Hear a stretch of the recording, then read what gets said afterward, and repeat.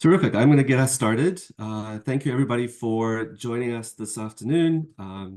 This is the Highest Foundation Legacy Society, and we welcome you to join us for the next hour to hear from Joe Bull, our expert on 8 ways to create your legacy for yourself, for the Highest Foundation, and we're grateful for you for joining us. Just a few comments before we start. We welcome your questions. We will answer them at the end of the webinar after Joe's presentation. So please put your questions in the Q&A box below, and we will answer them at the tail end. We're very grateful to you all for joining us and for learning with us, and we appreciate your time and your support. So I'm going to get us started. Again, for those just joining, I'm Jonathan Boyskin. I'm the Executive Director of the Highest Foundation.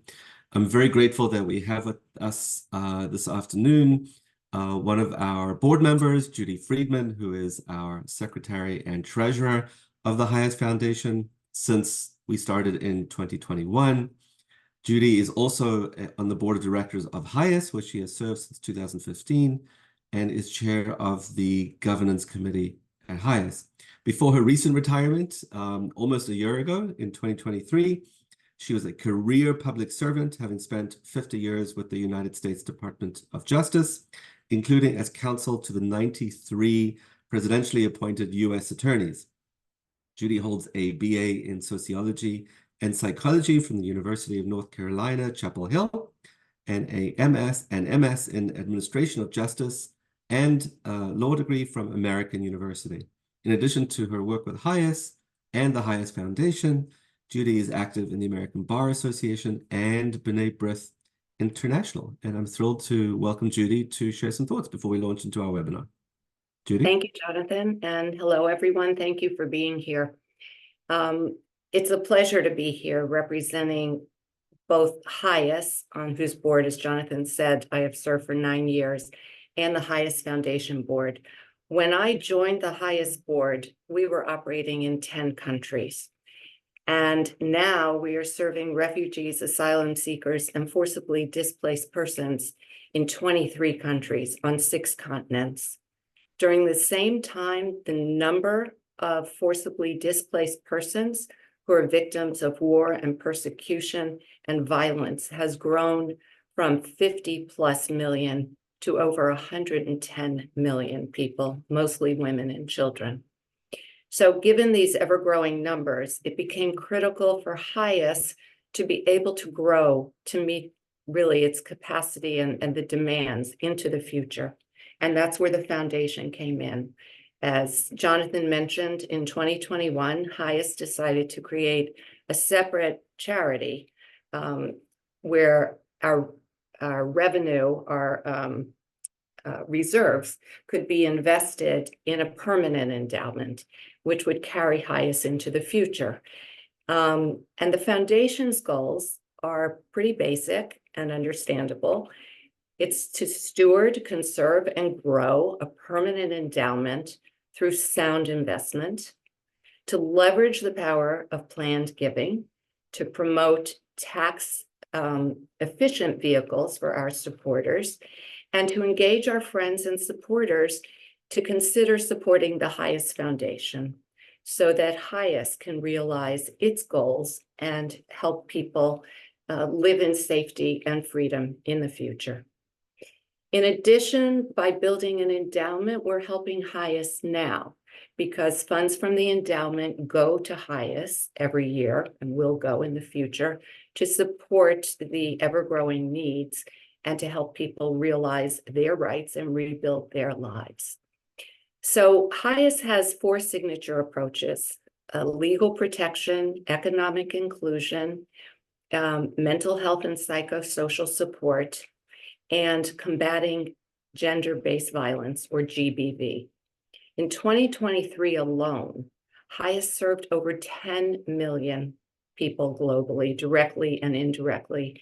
And we also trained over 44,000 people, including political appointees, regular service providers on the ground, in humanitarian protection principles refugee rights, and service delivery. And the foundation's growth will ensure that HIAS can continue to do that. So, as I mentioned, one of our signature approaches is GBV. And both HIAS and the foundation provide funding to protect women and girls and LGBTQ communities who are basically suffering violence and hatred and prejudice in quite a few countries around the world.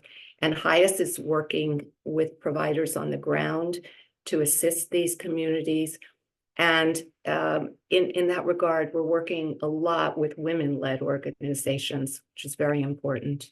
So I'd like you to join us for a very short video to tell you about GBV and what HIAS is doing to help these vulnerable communities. Thank you.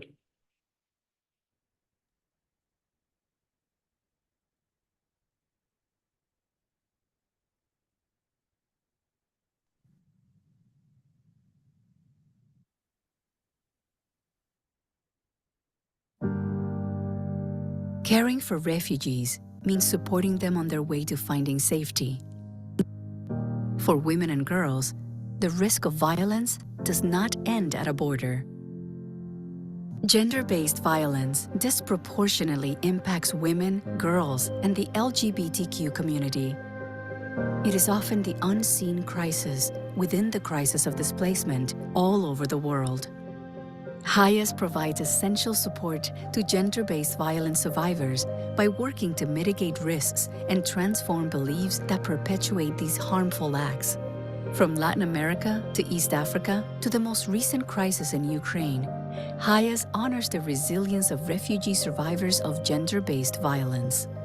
We use a survivor-centered approach that goes beyond the immediate needs for food, water, and shelter. In countries around the world, HIAS helps people heal and seek justice by providing critical support such as counseling, economic empowerment, and legal aid for those harmed by gender-based violence.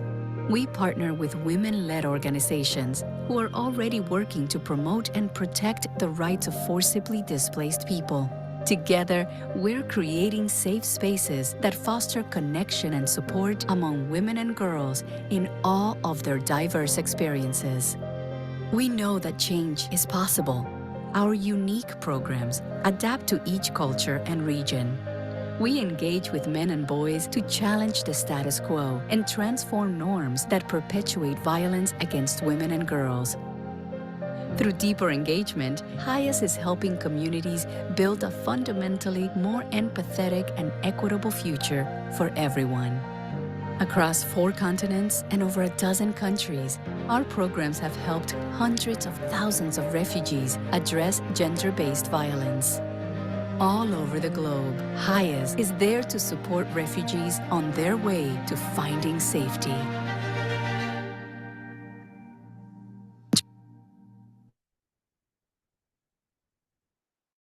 Thank you so much for your leadership and your guidance. Your involvement as a foundation board member has been truly invaluable, and we appreciate your time and energy in supporting the HIAS Foundation.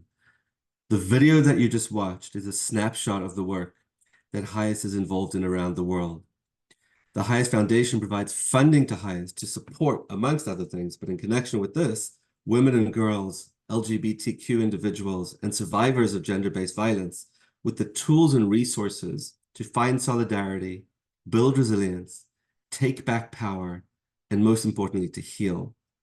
HIAS also provides prevention programming for men and boys to enable change that is life-saving, transformative, and sustainable.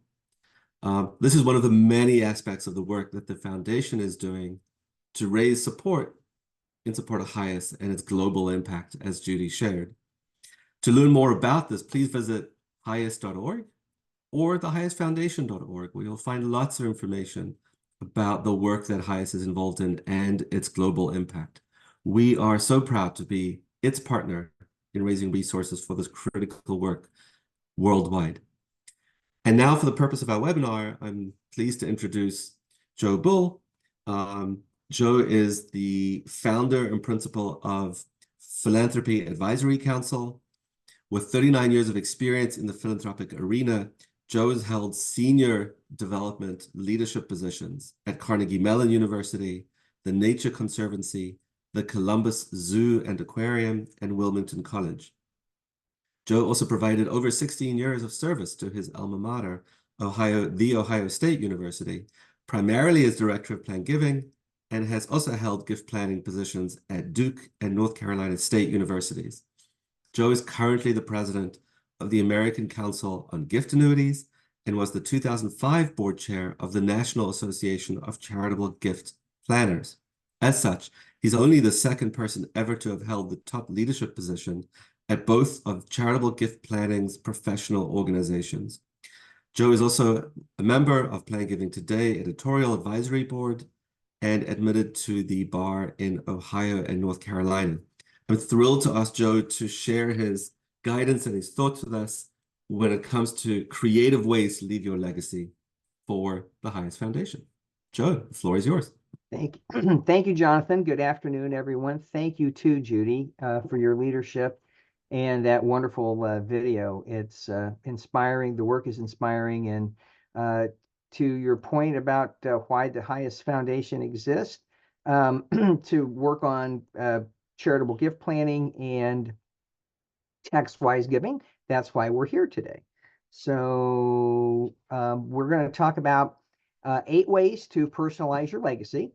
And Jonathan will have these slides available to send to you if you would like to have them. Please feel free to take as many notes as you want, and we will have time for questions and answers at the end. So you can put them in the chat, and Jonathan can pick them up, or you can send them to Jonathan directly, and we will go from there. So off we go. The first way that you can think about making a gift more efficiently, both from a tax perspective and your own financial perspective, is considering a gift of appreciated assets. Let's say that you own the stock of one of these companies, and they've all performed very well over the last decade. Let's just say that you bought some stock in one of these companies at $1,000, and today that stock is worth $10,000. Now, most of you know that that means, as a result, that you have a capital gain of $9,000. And were you to think, okay, I think I'm done riding the Lilly train. I think Lilly is all the further it's going to go, and I need to cash out of Lilly, and so I'm going to sell my stock.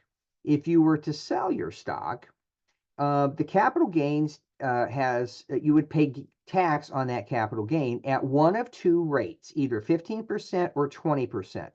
And the line of demarcation is your adjusted gross income of around 500,000. A little less than 500,000 means that you're in, or below means you're in the 15% capital gains bracket, and above that number you're in the 20% if you're single, and it's a little above 500,000 if you're a married couple filing jointly.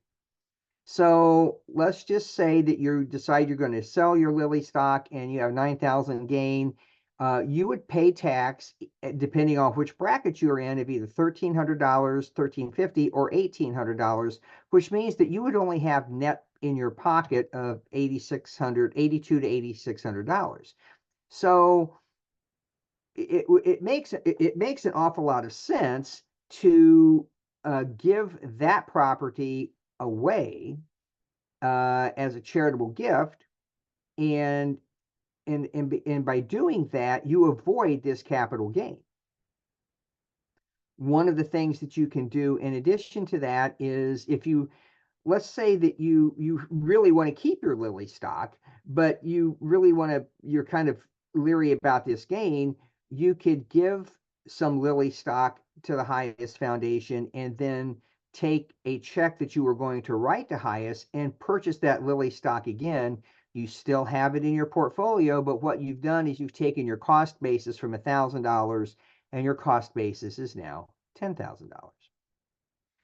The second and third ways of looking at making a very tax-wise gift is using two different vehicles that will pay you income for the rest of your life, you and your spouse, or in certain circumstances, maybe a child, or maybe a brother or a sister, or even a parent.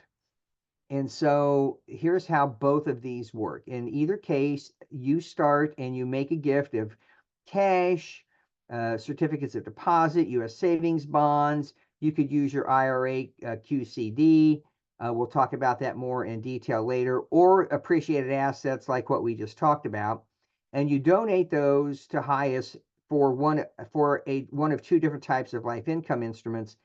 And what happens is you will get quarterly payments every year of a set percentage, and it will pay you and your spouse, or like I said, maybe your children, or maybe a parent or something like that. And then upon the death of the people receiving the income, the principal of the trust or the residuum of the gift annuity will come to the Highest Foundation for the purposes that you wish for it to be used for. So the first gift we're going to talk about is a charitable gift annuity. It pays guaranteed lifetime income.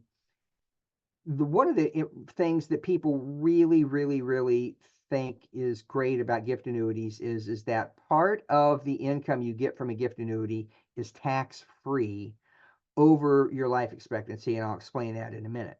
Now, if you're considering establishing a gift annuity with Highest, the minimum age to start doing this is age 60 with the Highest Foundation. Now, the ACGA board just increased gift annuity rates. They're very much tied to what's going on in the world, and we all know that interest rates are kind of shooting up. And so as of January 1, the rates increased, and here are the rates. And you can see in this column, these two columns on the left are one life annuities, and these two columns on the right are two life annuities. You could not go to Prudential or New York Life or any other commercial annuity issuer and obtain a commercial annuity that would pay for two lives. Commercial annuities are only established to pay for the life of one person. Charitable gift annuities, on the other hand, can be set up to pay for two people. And you can see that the rates on the left are the current rates and what they were just last year. Very competitive, as you can see. Here's an example of a donor who would create a gift annuity with a gift of cash. The donor is age 75. The rates are unisex, and so it doesn't matter whether you're male or female, the rate is the same. Now, if you went to Prudential or New York Life to buy a commercial annuity, the annuity you would get from them would be different based on your gender. But for gift annuities, they are unisex. The rates are unisex. So the example here is that the donor gives the Highest Foundation $100,000 on tax day, and based on the rates that we just saw from the American Council on Gift Annuity, that gift annuity will pay the donor 7% for the rest of her lifetime. According to the IRS, at age 75, you will live another 12.4 years, which means that as you can see over here, look how much 7% of $100,000 is $7,000. So that's what you would get every year. And look over those 12 years, look how much of that is tax-free. And then after 12.4 years, all of it would be taxed as ordinary income. But that's a bonus because you've outlived your life expectancy. If you end up paying ordinary income all of your gift annuity, just look at it as, I beat the IRS. I've lived longer than they thought I was going to. And as a result of that, you see an upfront charitable deduction that you would obtain for that gift this year. Now, here's the same example, only using stock. And the stock was $100,000 of stock with a $60,000 cost basis. The gift annuity payment is the same, the charitable deduction is the same, and the life expectancy is the same. But what happens is that instead of getting just tax-free income and ordinary income, you have to pay your capital gain off. The terminology in the tax code is ratably over your life expectancy. So same as paying tax-free income, you will pay some of this as capital gain over your lifetime. Now, the good thing is as we just saw, the capital gains rates are much lower than what ordinary income is. And so even though paying capital gains tax isn't as good as getting tax-free income, paying capital gains tax is actually cheaper than paying ordinary income tax.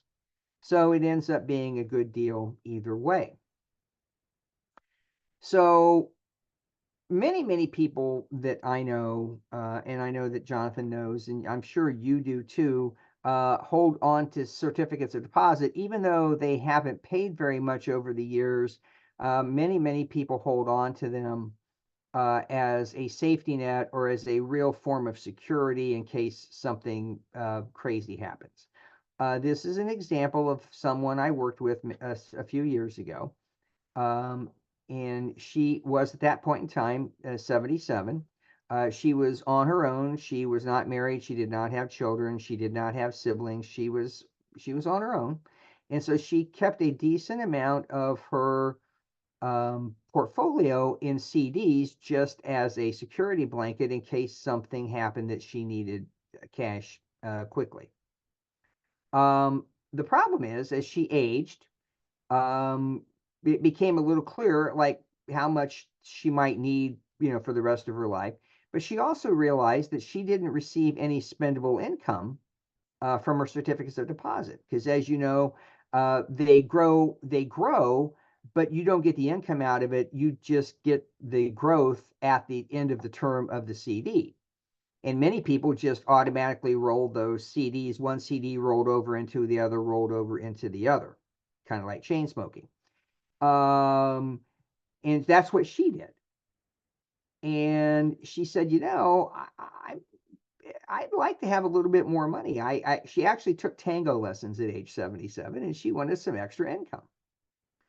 And even though CD rates have risen in the past a couple of years, they are still only around 5%. So here's what she did.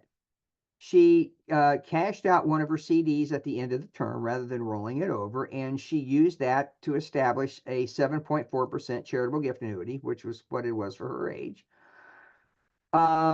And you can see she received a decently large amount of tax-free income for 11.1 years. That's how long the IRS says you should live at age 77.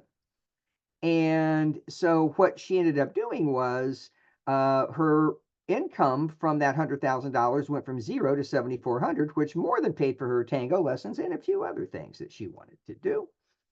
And she was quite happy about that. And at the end of the day, when she passes, that gift annuity will go to fund the charity that issued the annuity. And actually, it was a university, and it would be going to her scholarship endowment. So she was quite pleased about all of this.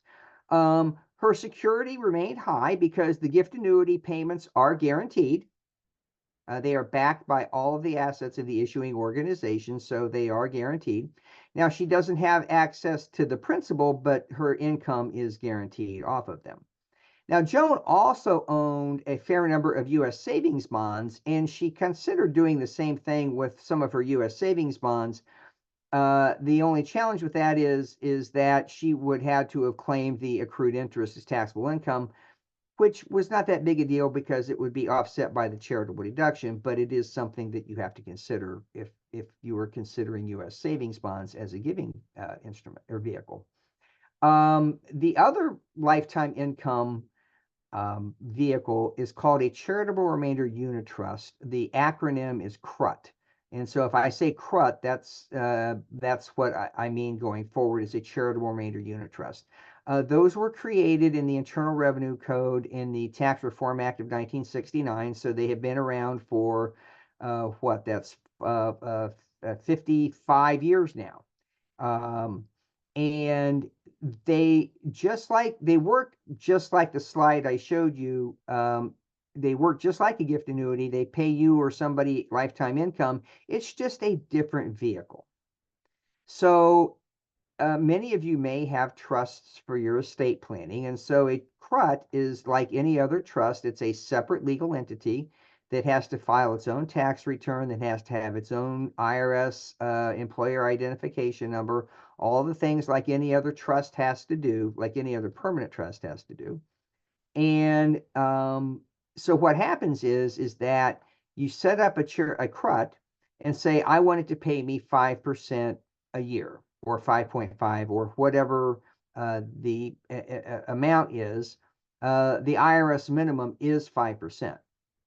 But what happens is on January 1 of each year, the trustee of the CRUT has to value the assets of the CRUT, and then you get that fixed percentage. You get the fixed percentage for that year.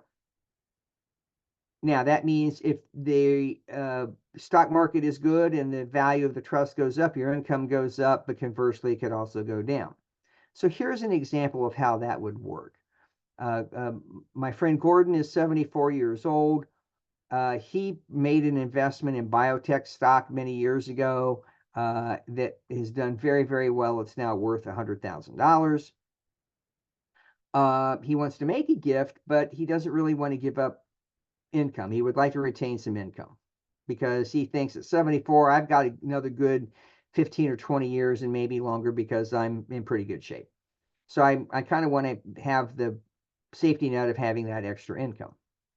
So if he set up a 5% CRUT with his stock, it would he would get an income tax deduction this year of $56,000.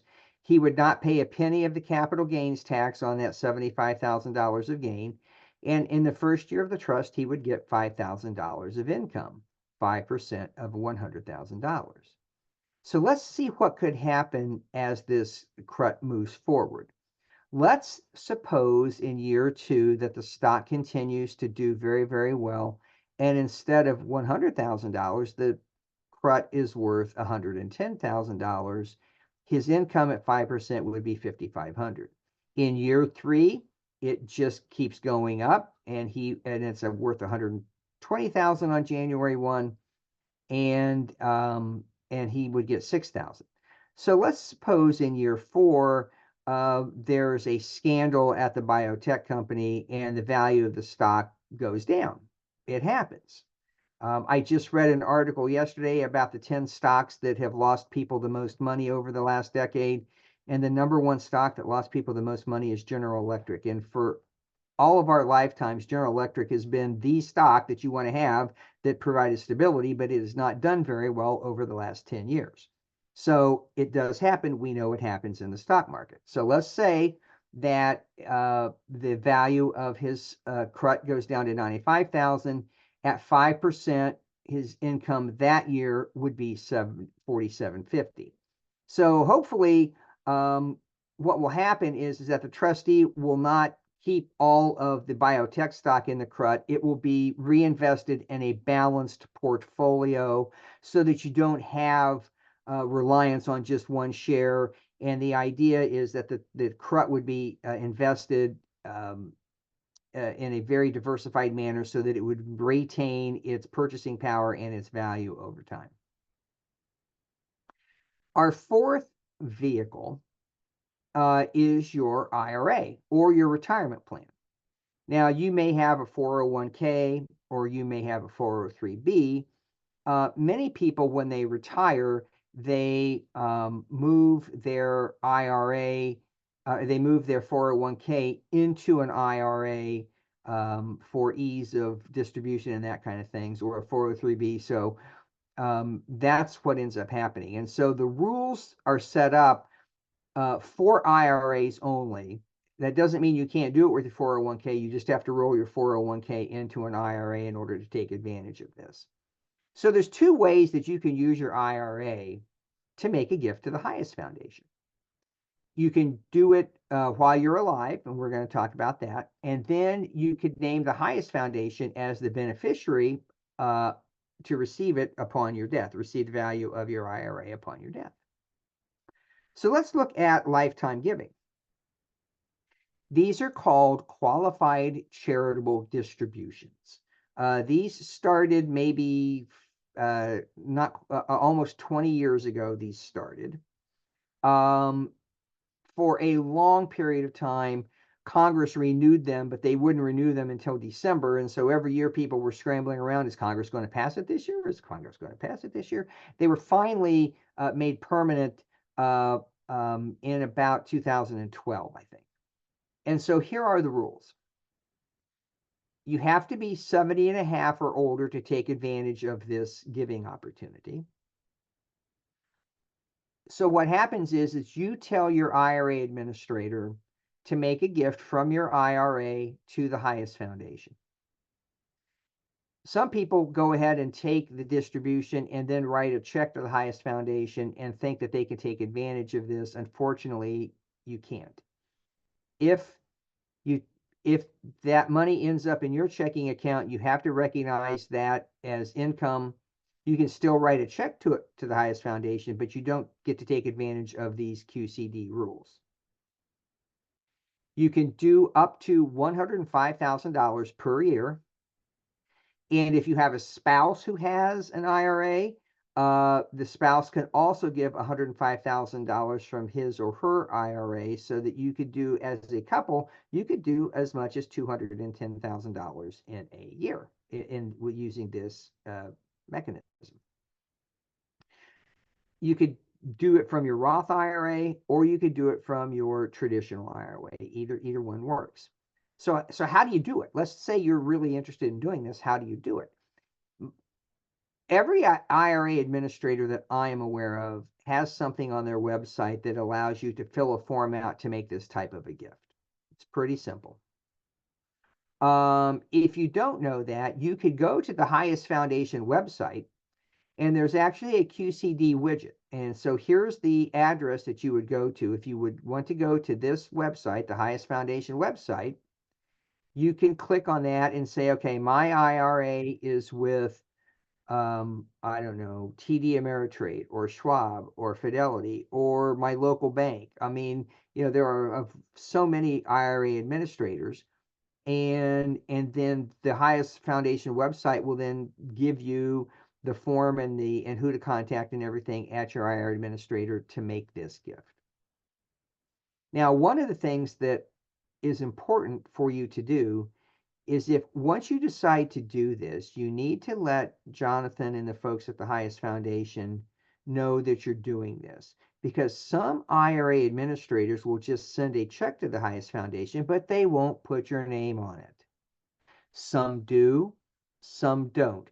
There's no rule, regulation, or law that requires them to put it on or not put them on. So you're kind of at the whim of who your IRA administrator is. So if you make this type of a gift, it's really important that you let the folks, Jonathan and the folks at the foundation, know that it's coming, so that they know that it's from you. And that way, because the IRS requires a specific letter from the Highest Foundation to you, thanking you for your QCD gift. There's some specific language. They can't get that to you if they don't know who you are. And they just can't thank you in general and all those things. So it's important to do that. Now, many people own a checking account that they can write checks from their IRA out of.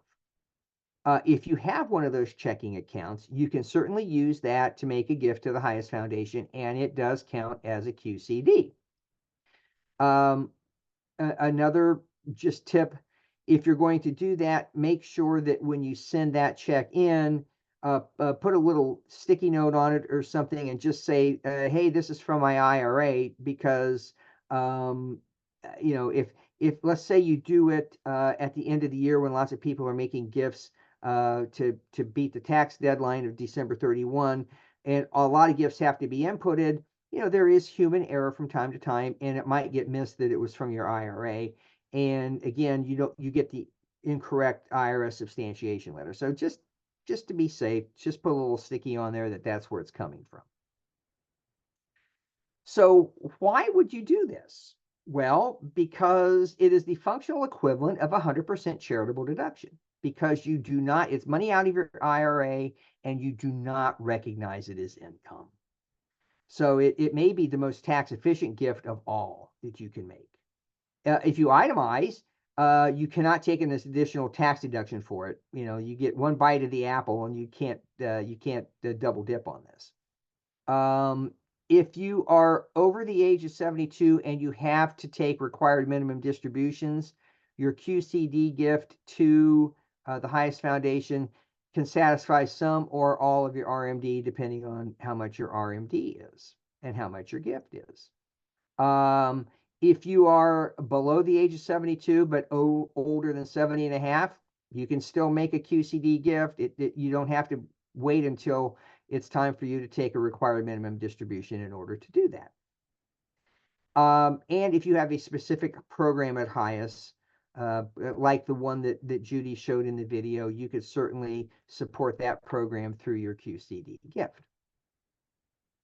Now, this just happened last year. You can take some of your QCD and fund a charitable gift annuity. And here's how that works. Again, you have to be over the age of 70 and a half. You can do this in one calendar year only. So you can set up a gift annuity with the highest foundation and with your alma mater and with your hospital. You can set up separate gift annuities from your IRA, but you can only do it in one calendar year. There is, however, a $53,000 limit.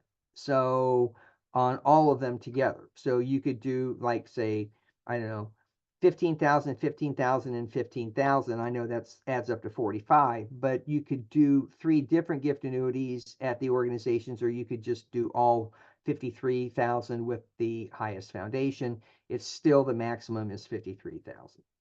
Now, let's just say you call Jonathan and say, I'd like to do 50,000 from my IRA. And then next year you say, you know what, I've got that extra 3,000. I'd like to do another one. The answer is no, you can't do it because it's not in the same calendar year. Now, again, just like the QCD outright gift, if your spouse has an IRA, you can combine your 2 QCDs together and have a $106,000 charitable gift annuity.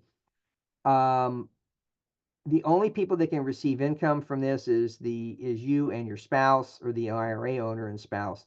And unlike the examples we showed below where there was a fair amount of tax-free income out of a gift annuity, all of it, if it's funded by your IRA, will be taxable as ordinary income. That's just the rules. And it counts towards your RMD and QCD limits for the year. The other way you can use your IRA is to name highest foundation as the beneficiary of it upon your death.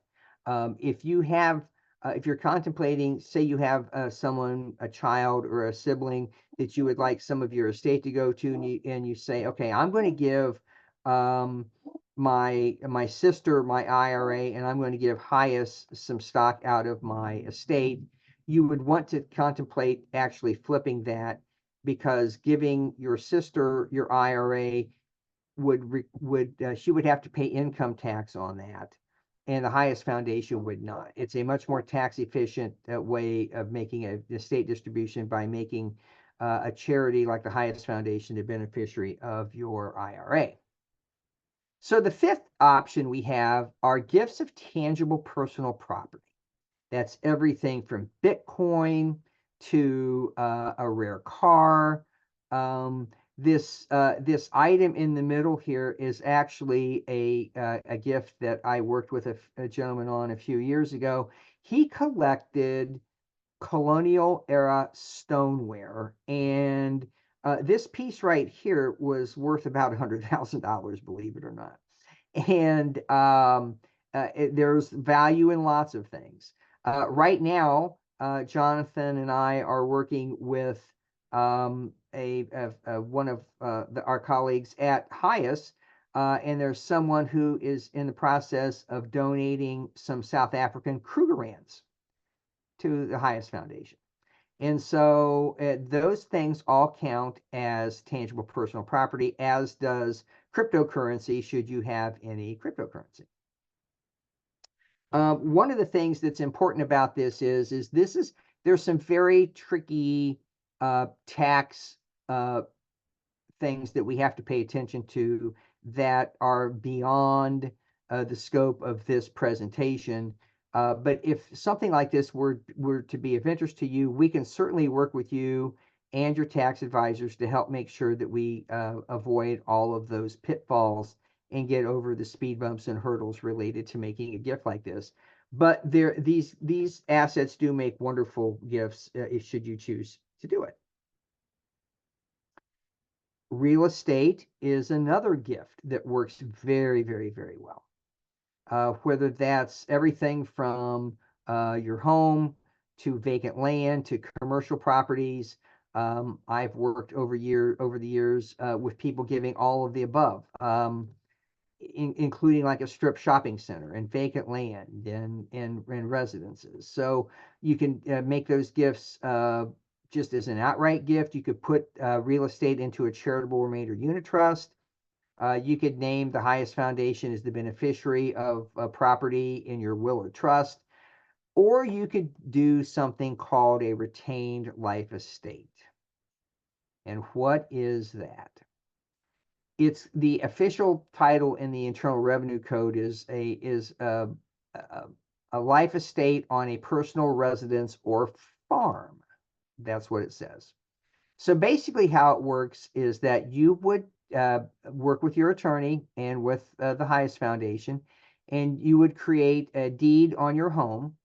And the deed would be, I give my house to the highest foundation. However, I reserve or retain a life estate in my house for the rest of my life, which means that you can continue to use it and live in it as long as you want to and as long as you live. And again, you can either do it with your personal residence or a farm. I hope some of you recognize this house. It's the Brady Bunch house, just in case you didn't recognize that. The details of this are it can only be for 2 lives. It can, and generally that's a married couple. Once you do it, you can't undo it. It's irrevocable or irrevocable, depending on how you pronounce that. You have to give 100% of your house. You can't say, well, I'm going to do this with just half of my house. You have to do 100% of the house in order to make that work. You could do it with your vacation property, with the house that's your primary residence. Anything that you live in, you can use to make this type of a gift. The only downside is that if you do this gift, and it's not really a downside, but it's just something you need to be aware of. If you do a gift like this and the roof needs to be fixed, it's your responsibility to fix the roof. Or if the hot water heater goes out, it's your responsibility to put in a new hot water heater. It's not the highest foundation's responsibility to put a new hot water heater in the home that you will continue to use for the rest of your life. That's actually just how it's not even IRS. That's just general property law. Whoever has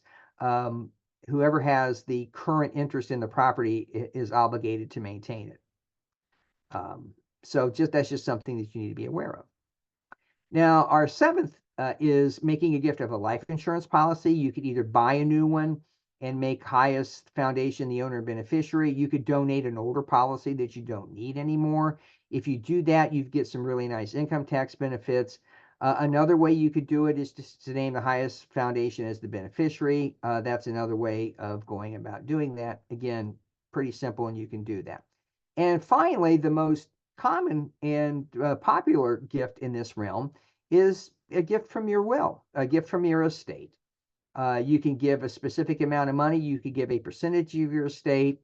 Many people name charitable organizations to receive the residual of their estate. That means I'm going to give 10,000 to my niece and 10,000 to my nephew, and 50,000 here, and then whatever's left goes to the following people or organizations. And a lot of people do that as the way to make their gift through their estate. There's complete flexibility, and a lot of options and needs can be fulfilled. Again, far beyond the time that we have to talk about that. And once again, it's really helpful if you let the highest foundation know that you're going to do this, just so that they know that it's coming. They can protect your interest or in doing what you want to have done after you pass, and we can make sure that the money will be spent the way you want it to be spent. Now, that's our 8. Again, if you have a question on any of those, Jonathan is available at any time to talk to you. And here are his contact information, or phone and email. So please, we're more than happy to talk. We're more than happy to help and take you with that. Now, Jonathan, do we have any questions? So we do. And thank you so much for that really creative presentation. We can do 1 or 2 questions, and if anyone else has any more, please write them in the Q&A. And Joe, if you could just go 1 slide back to leave my contact information up while we're asking some questions. So one of the questions was in connection with real estate, and whether it's possible, how would it work to fund a charitable remainder trust with real estate, and what are the benefits of doing so? How would that work? It works very, very well. As a matter of fact, in my practice, I just assisted a donor to another client just within the last few months. They had his wife's family farm that she had inherited, and they wanted, and it was very sentimental to them, and they lived 300 miles away from where she grew up, but they had the neighbors running the farm and operating the farm, and it was just very sentimental to her that she just didn't want to sell it. And so they actually placed that farm in a CRUT. The farm is operated. The farm income then up to the percentage in the CRUT will go to her and her husband for the rest of their lives. And then upon their death, the farm is actually going to a land trust that actually wants to keep the farm permanently and not develop it and sell it and those kind of things. So putting real estate in is very, very simple. It can be something like a farm. It could even be a commercial piece of real estate. The more complex the real estate, there's just a little more work to go on the front end as far as appraisals and working with the trustee to make sure that everything gets accomplished appropriately. Again, vacant real estate is the easiest, but vacant real estate doesn't produce a lot of income. So the most important thing is to make sure that you have to have an appraisal, and you have to work with the trustee, and you would have to work with the highest foundation to make sure that all of that gets done. It may seem like it's a little daunting, but it's a fairly straightforward process. So somebody asked a question, how would that work if somebody wanted to donate a co-op? Would that go into co-ops it's interesting for those of you that know, co-ops are like condos, but they're not like condos. They have different sets of rules and regulations. And there are many co-ops that do not want a charity to be a part of the co-op. So it would have to, you could fund a trust or an outright gift with your co-op, but it's highly likely that the co-op board would make the charity or the trust sell that asset as soon as it's received, so that there are human beings actually owning it. The co-ops, now I shouldn't say that's all co-ops. I worked with someone in San Francisco who wanted to do that, and the co-op got very, very nervous about the charity owning the co-op, and so we had to work very closely with the co-op board to turn that over pretty quickly. Well, that's very, very helpful. So officially, the foundation is not in the real estate business, but we seek opportunities to partner with people who wish to donate their real estate to us, whether it's during their lifetime or through their estate plans. And so our goal would be to try and liquidate the asset as soon as possible so it can fund our charitable purpose. Having said that, there are opportunities for people to donate housing to us or buildings where we would seek to possibly house refugees and displaced people in the US, if it was an appropriate facility, because we do have a team at Highest who cares very deeply about that component of the refugee experience of people who are seeking housing as they've arrived, in this country. Joe, another question somebody posed, which is they're thinking about a bequest, but what's the right asset to use? You mentioned earlier that the IRA beneficiary designation was better than some other assets. Why is that? Again, it's a better gift from a tax leverage perspective. So if in my example, I have two daughters. If I were to leave, if I were to die and my IRA would go to my daughters, they would both have to pay income tax on that at my income tax rate. Because because you did not get taxed on your retirement plan assets as you put them in there. You may remember that old commercial, and I believe it was for Fram oil filters. You can pay me now or you can pay me later. That's how the IRS views retirement plans. We're not going to charge you tax on it now, but we're going to charge you tax on it later, and you can't avoid it just by the fact that you died before you got paid all the tax on it. And so they're going to take the tax out of it if your children get it, if your grandchildren get it, if your nieces and nephews get it, if your next door neighbor gets it, whatever human being gets it is going to have to pay income tax on it. If I were to, instead of making my daughters the beneficiary of my IRA, I would make the Highest Foundation the beneficiary of my IRA. The Highest Foundation, that tax is still due. However, the Highest Foundation is a tax-exempt entity and does not pay taxes, and so there would not be any taxes paid out of my IRA.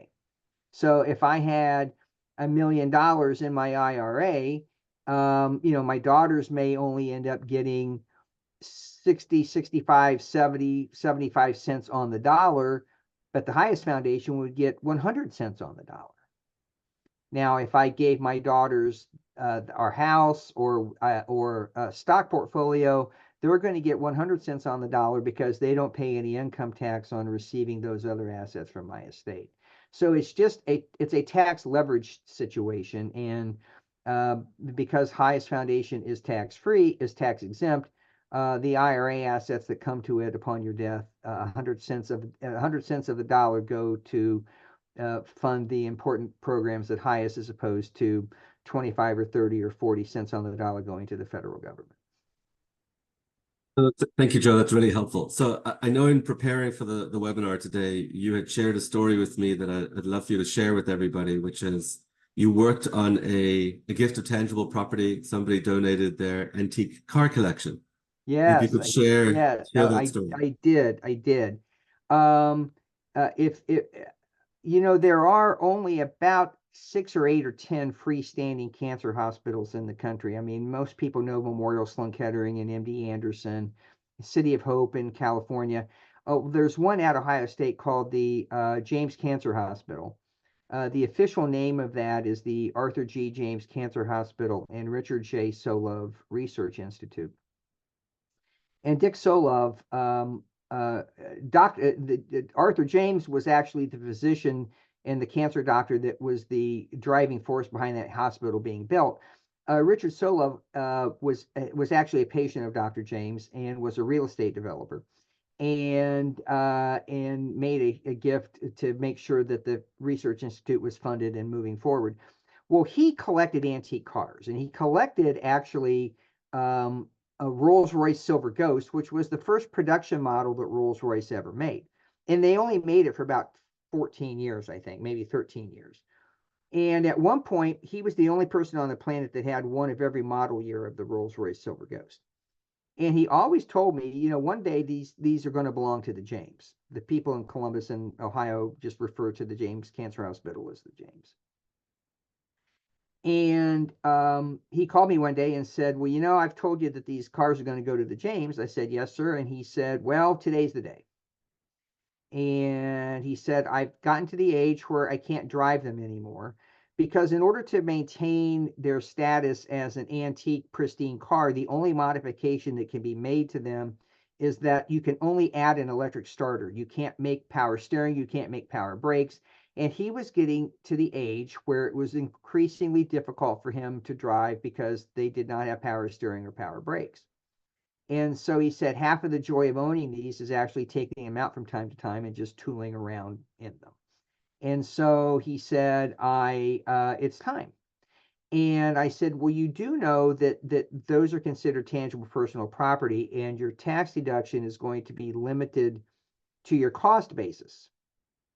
And he said, oh, that can't be true. And I said, well, I'm afraid that it is. So he basically said, I don't believe you. And he said, can we talk to my CPA, who happened to be the head of the Deloitte office in Columbus? And so we had lunch with him a couple of days later. And he assured Mr. Solov that, yes, in fact, that is correct. And so what he ended up doing is he took them to the Concours d'Elegance annual auto auction that's held at Pebble Beach, California, and put all of them up for auction. And with the knowledge that the proceeds of those were going to go to the James Cancer Hospital, the auctioneer was so moved by this that the auctioneer gave up his commission on all of those sales so that 100% of the proceeds would go to the James.